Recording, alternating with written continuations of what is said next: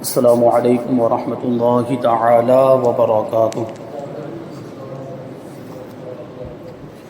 نحمده ونصلي ونسلم على رسوله الكريم اما بعد فاعوذ باللہ من الشیطان الرجیم بسم اللہ الرحمن الرحیم ان اللہ وملائکته یصلون علی النبی یا ایها الذین آمنوا صلوا علیہ وسلموا تسلیما اللهم صل على سيدنا ومولانا محمد معدن الجود والكرم وآله الكرام وابنه الكريم وبارك وسلم صلاة وسلاما عليك يا رسول الله صلی اللہ تعالی علیہ وسلم۔ سورہ بقرہ آیت نمبر 207 کی تفسیر ہے۔ اللہ تبارک و تعالی ارشاد فرماتا ہے وَمِنَ النَّاسِ مَن يَشْرِي نَفْسَهُ ابْتِغَاءَ مَرْضَاتِ اللَّهِ وَاللَّهُ رَءُوفٌ بِالْعِبَادِ، اور لوگوں میں سے کوئی وہ ہے جو اللہ کی رضا تلاش کرنے کے لیے اپنی جان بیچ دیتا ہے، اللہ کی مرضی چاہنے کے لیے اپنی جان کو بیچ دیتا ہے، اور اللہ بندوں پر بڑا مہربان ہے۔ اب یہ جو آیت کریمہ ہے یہ ایک صحابی رسول کے بارے میں نازل ہوئی جن کا نام ہے حضرت صہیب رومی رضی اللہ تعالی عنہ۔ یہ مکہ مکرمہ سے ہجرت کر کے حضور پاک صلی اللہ علیہ وسلم کی بارگاہ میں مدینہ منورہ کی طرف روانہ ہوئے۔ حضور پاک صلی اللہ علیہ وسلم پہلے ہی تشریف لے جا چکے تھے، اب جو پیچھے مسلمان رہ گئے تھے وہ دھیرے دھیرے کر کے اپنا سارا انتظام کر کے مدینہ منورہ کی طرف ہجرت کر رہے تھے۔ لیکن ایسے مسلمانوں کے بارے میں جب کفار و مشرکین کو پتہ چلتا تھا تو وہ ان کو پریشان کرتے تھے، ان کو روکنے کی کوشش کرتے، ان کو تکلیف پہنچاتے اور ان پر ظلم کرتے۔ تو حضرت صہیب رومی رضی اللہ تعالی عنہ کے بارے میں بھی مشرکین کو پتہ چل گیا کہ وہ مکہ مکرمہ سے ہجرت کر کے مدینہ منورہ جا رہے ہیں۔ تو مشرکین قریش کی ایک جماعت نے آپ کا تعاقب کیا، یعنی آپ کا پیچھا کیا۔ تو آپ سواری سے اترے اور ترکش سے تیر نکال کر فرمانے لگے۔ ترکش سمجھتے نا آپ لوگ، جس میں تیر رکھے ہوئے تھے، وہ پیچھے وہ لگا رہتا ہے، ہاتھ میں کمان، اس سے تیر نکال کر تیر چلاتے ہیں کمان میں لگا کر۔ تو ترکش سے تیر نکال کر فرمانے لگے کہ اے قریش، تم میں سے کوئی بھی میرے پاس نہیں آ سکتا جب تک کہ میں تیر مارتے مارتے تمام ترکش خالی نہ کر دوں، یعنی جب تک میرا ترکش خالی نہیں ہو جاتا وہاں تک تم میں سے کوئی میرے قریب نہیں آ سکتا۔ مطلب یہ ہے کہ میں تیر مارتا رہوں گا، تیر چلاتا رہوں گا اور تمہیں قریب نہیں آنے دوں گا جب تک کہ میرے تیر باقی ہیں۔ اچھا، جب تیر ختم ہو جائیں گے تو فرماتے ہیں کہ پھر جب تیر ختم ہو جائیں گے تو میں تلوار سے تمہارا مقابلہ کروں گا، اور جب تک تلوار میرے ہاتھ میں رہے گی میں اس سے تمہارا مقابلہ کروں گا، اس سے تمہیں ماروں گا۔ اور اگر تم میرا مال چاہو جو مکہ مکرمہ میں مدفون ہے، دفن کر دیا گیا ہے، تو میں تمہیں اس کا پتہ بتا دیتا ہوں، تم میرا راستہ نہ روکو، یعنی تمہیں اگر مال ہی کی ضرورت ہے تو میرا مال مکہ مکرمہ میں ہے، جا کر لے لو۔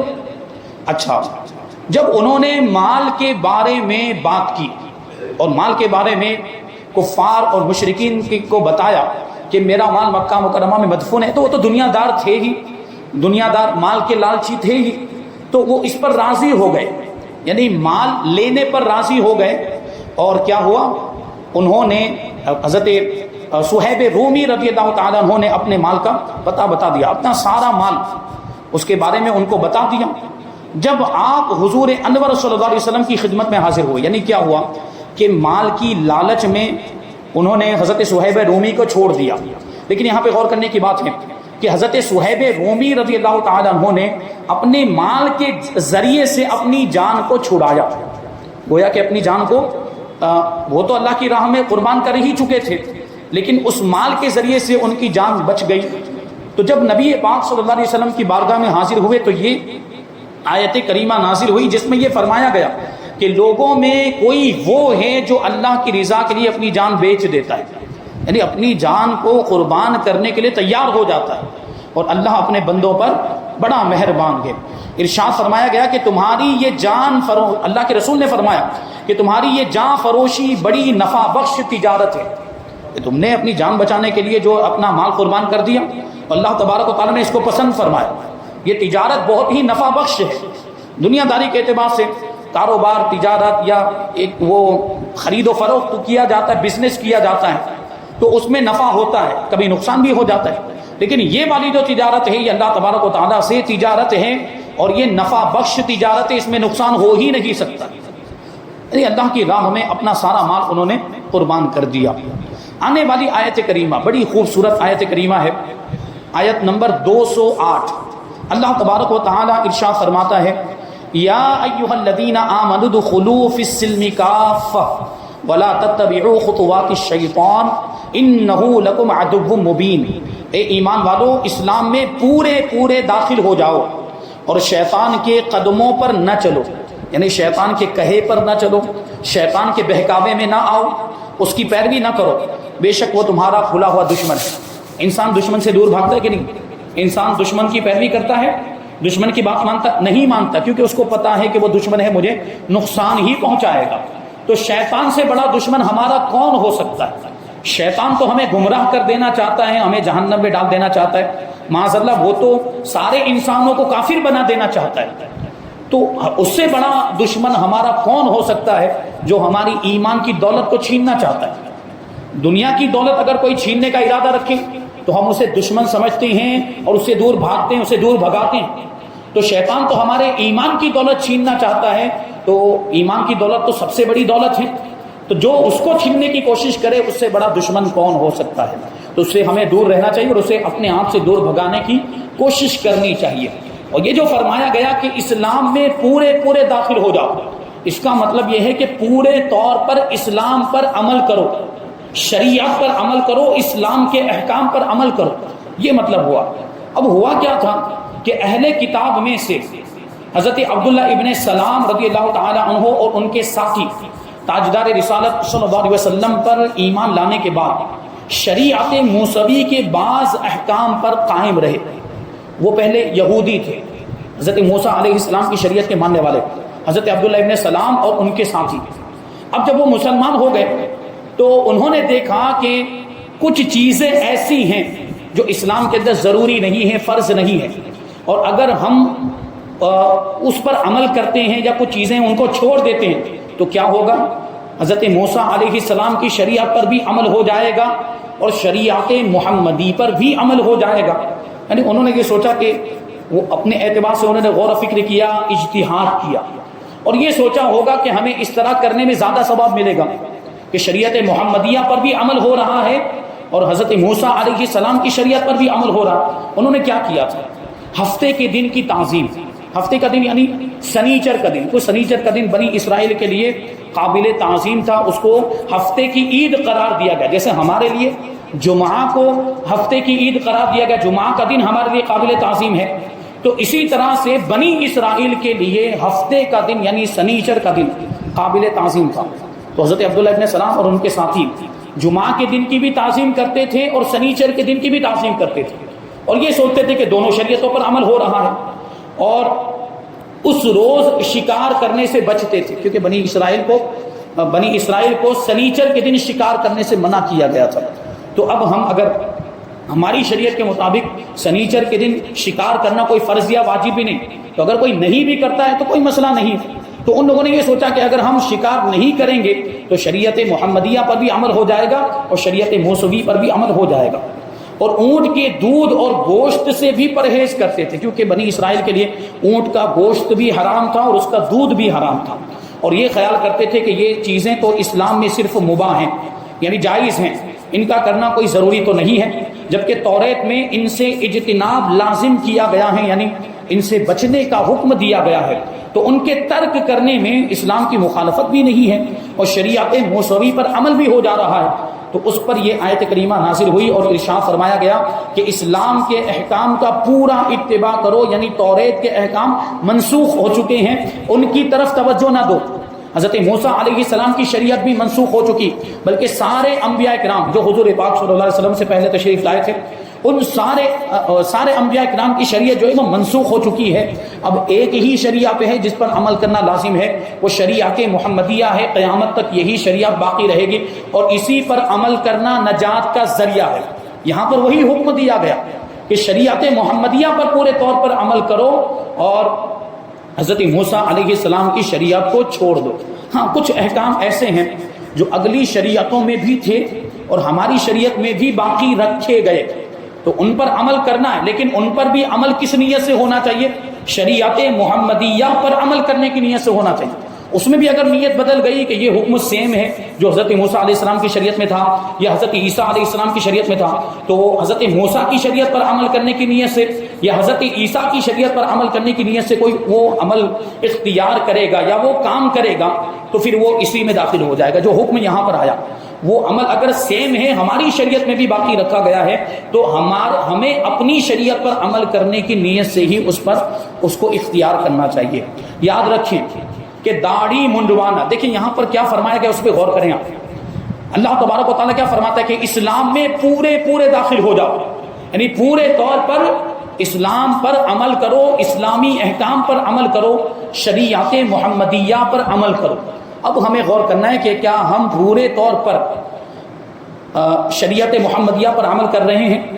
کیا ہم اسلام کے سارے احکام پر پورے طور پر عمل کر رہے ہیں؟ ہم خود غور کریں تو کتنے ایسے احکام ہیں جن کو ہم نے پس پشت ڈال دیا ہے، جن پر ہم عمل نہیں کر رہے ہیں. اللہ تبارک و تعالیٰ کی نافرمانی، گناہوں کے کام، بے حیائی کے کام، یہ سب ہو رہا ہے کہ نہیں ہو رہا؟ یہ سب شریعت کے خلاف ہے، تو اسی کو بیان کر رہے ہیں. یاد رکھیں کہ داڑھی منڈوانا یہ بھی شریعت کے خلاف ہے. مشرکین جیسا لباس پہننا اور اپنی معاشرت بے دینوں جیسی بنا لینا. معاشرت کا مطلب رہن سہن، زندگی گزارنے کا طریقہ غیروں جیسا بنا لینا، بے دینوں، غیر مسلموں، کافروں جیسا بنا لینا، یہ بھی سب ایمان کی کمزوری کی علامت ہے. ایمان کی کمزوری کی علامت. ایمان اگر مضبوط ہوگا تو وہ شخص داڑھی بھی نہیں منڈائے گا، غیروں جیسا لباس بھی نہیں پہنے گا، غیروں کی تہذیب اور غیروں کے کلچر کو اپنائے گا بھی نہیں، اور ان جیسا رہن سہن بھی اختیار نہیں کرے گا. وہ تو اپنی زندگی، پوری زندگی شریعت کے مطابق گزارے گا جس کا ایمان مضبوط ہوگا. تو یہ سب جو ہو رہا ہے یعنی کہ ایمان کی کمزوری کی علامت ہے. جب مسلمان ہو گئے تو سیرت و صورت، ظاہر و باطن، عبادات و معاملہ، رہن سہن، میل برتاؤ، زندگی، موت، تجارت و ملازمت، سب میں اپنے دین پر ہی عمل کرو. یعنی اب ہماری شریعت میں کسی چیز کی کمی نہیں ہے، ہر چیز کے تعلق سے احکام موجود ہے. شریعت زندگی کے ہر موڑ پر ہماری رہنمائی کرتی ہے.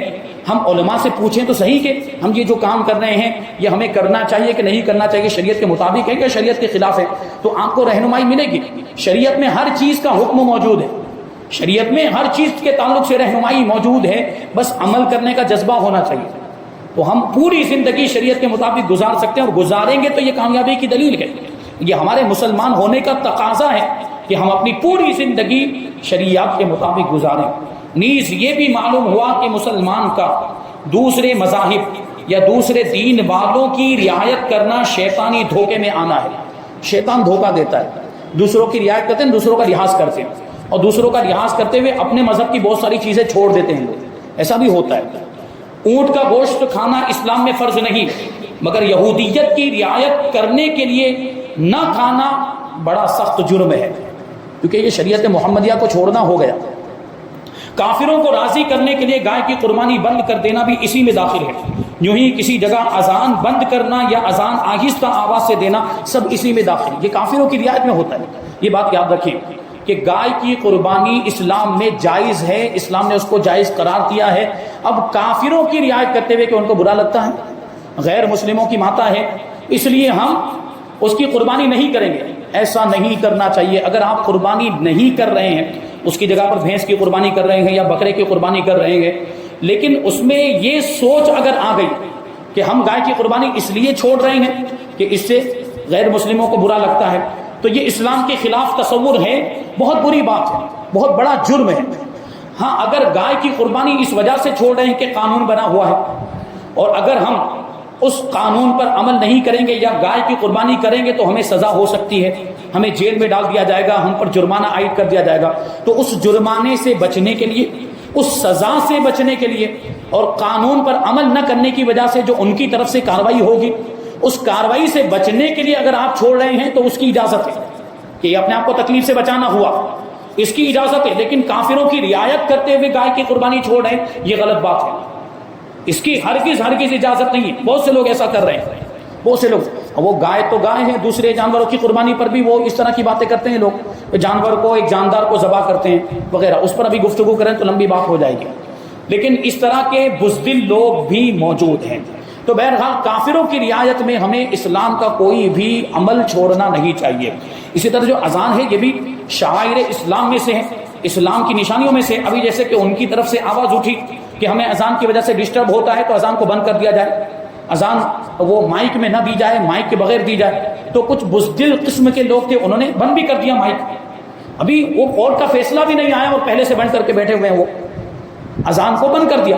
اب دیکھیں اگر تھوڑی سی بھی استقامت آپ دکھائیں، تھوڑا سا بھی تسلط اور تھوڑی سی مضبوطی آپ دکھائیں، ایمانی قوت کا مظاہرہ کریں، تو وہ سامنے والا گھٹنے ٹیکنے پر مجبور ہو جاتا ہے.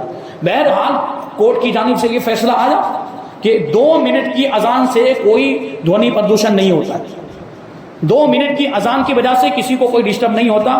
اس کے مقابلے میں وہ تو کتنا کچھ کر رہے ہوتے ہیں.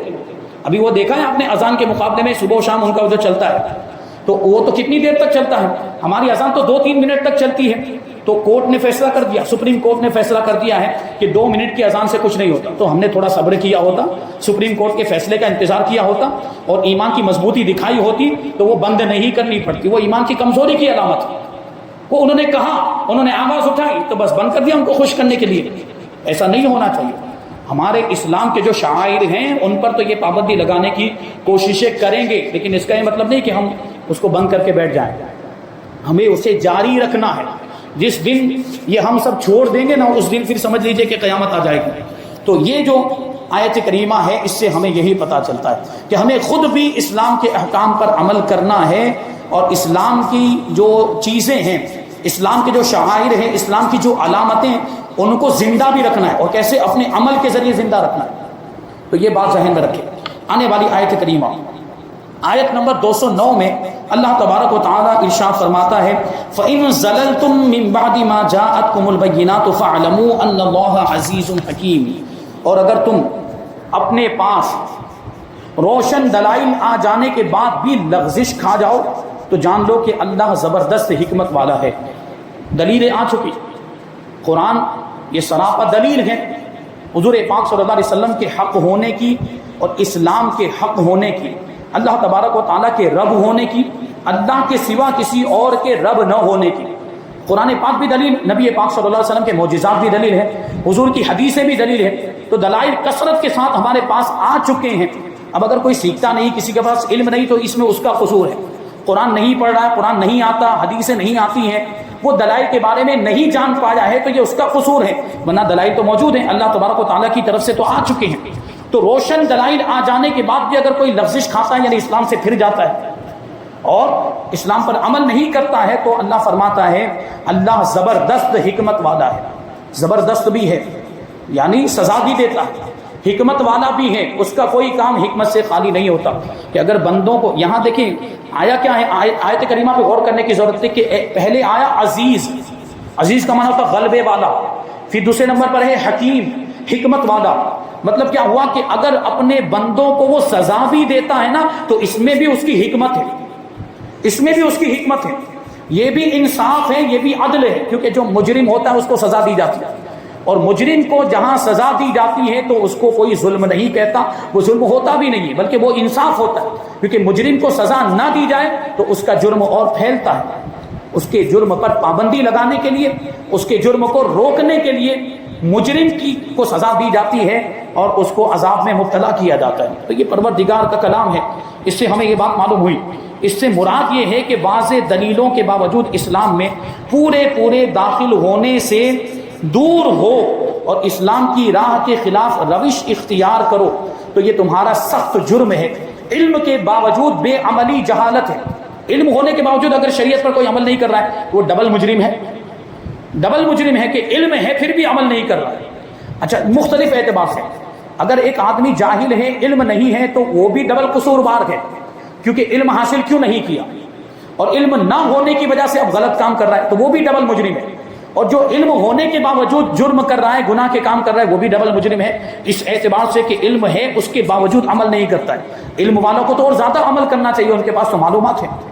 آخری آیت کریمہ آج کے درس کی آیت نمبر 210 اللہ تبارک و تعالی ارشاد فرماتا ہے هل ينظرون الا ان ياتيهم الله في ظلل من الغمام والملائکۃ وقضی الامر والى الله ترجع الامور. لوگ تو اسی چیز کا انتظار کر رہے ہیں کہ بادلوں کے سائے میں ان کے پاس اللہ کا عذاب اور فرشتے آ جائیں اور فیصلہ کر دیا جائے اور اللہ ہی کی طرف سب کام لوٹائے جائیں گے. یہ سارے معاملات اللہ ہی کی بارگاہ میں ان کا حل ہوگا. ہمارے گناہوں کے معاملات، ہماری نیکیوں کے معاملات جو بھی کیا ہوگا، یہ کفار و مشرکین کا معاملہ بھی اللہ کی بارگاہ میں پیش کیا جائے گا اور اللہ ہی سارے لوگوں کا فیصلہ فرمانے والا ہے.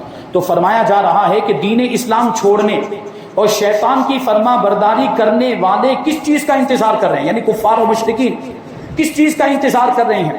یہ اللہ کے عذاب کا انتظار کر رہے ہیں. اسی کا تو انتظار کر رہے ہیں کہ اللہ تبارک و تعالیٰ کا عذاب اور اللہ کے فرشتے جو عذاب لے کر آتے ہیں ان کا انتظار کر رہے ہیں اور ان کا قصہ تمام کر دیا جائے، اسی بات کا انتظار کر رہے ہیں. یہ کفار و مشرکین کبھی ان کو دنیا میں مہلت دے دی جاتی ہے، کبھی تو دنیا ہی میں عذاب آ جاتا ہے، کبھی دنیا میں آرام دے دیا جاتا ہے، دنیا کی نعمتیں دے دی جاتی ہیں، دنیا کا مال و دولت دے دیا جاتا ہے، دنیا کی راحتیں، دنیا کی آسائشیں دے دی جاتی ہیں. لیکن ان کے لیے یہ آرام صرف دنیا تک ہی محدود ہے. آخرت میں تو ان کے لیے تکلیف ہی تکلیف ہوگی کفار کے لیے. اور ایمان والوں کو جو مصیبتیں آ جاتی ہیں کبھی تو وہ اللہ کی طرف سے آزمائش کے طور پر ہوتی ہے اور وہ بھی ایک نعمت ہے. ہمارے لیے جو پریشانیاں اور مصیبتیں جو ہوتی ہیں، اس سے پہلے آ چکا ہے کہ وہ گناہوں کا کفارہ بن جاتی ہے اگر مسلمان اس پر صبر کرتا ہے. اللہ تبارک و تعالیٰ مصیبتوں کے بدلے میں ہمارے گناہوں کو معاف فرما دیتا ہے، تو وہ بھی ایک نعمت ہو گئی. اور آخرت میں جب جائیں گے ایمان والے تو ان کے لیے راحت ہی راحت ہوگی، ان کے لیے آرام ہی آرام ہوگا، وہاں کوئی تکلیف نہیں ہوگی. تو یہاں اس آیت کریمہ کی تفسیر مکمل ہو گئی. آیت نمبر 211 اور 212 کی تفسیر انشاءاللہ تبارک و تعالی ہم آئندہ درس میں شامل کریں گے. اللہ تبارک و تعالیٰ کی بارگاہ میں دعا ہے کہ جو کچھ بھی بیان ہوا اس پر ہم سب کو عمل کرنے کی توفیق عطا فرمائے اور نور قرآن سے ہم سب کے دلوں کو روشن اور منور فرمائے. وما علینا الا البلاغ. السلام علیکم.